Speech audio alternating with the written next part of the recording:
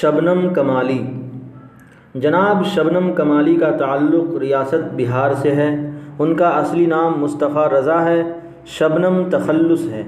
ان کی پیدائش 22 جولائی 1938 عیسوی کو پوکھریرا ضلع سیتامڑھی میں ہوئی۔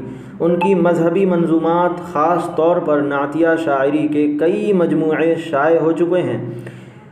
ان میں انوار عقیدت، ریاض عقیدت، ضیاء عقیدت، فردوس عقیدت اور صحبائے عقیدت مشہور ہیں۔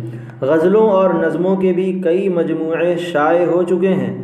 نصاب میں شامل یہ حمد بعنوان حمد خدائے عز و جل جناب شبنم کمالی کی ہی تخلیق ہے۔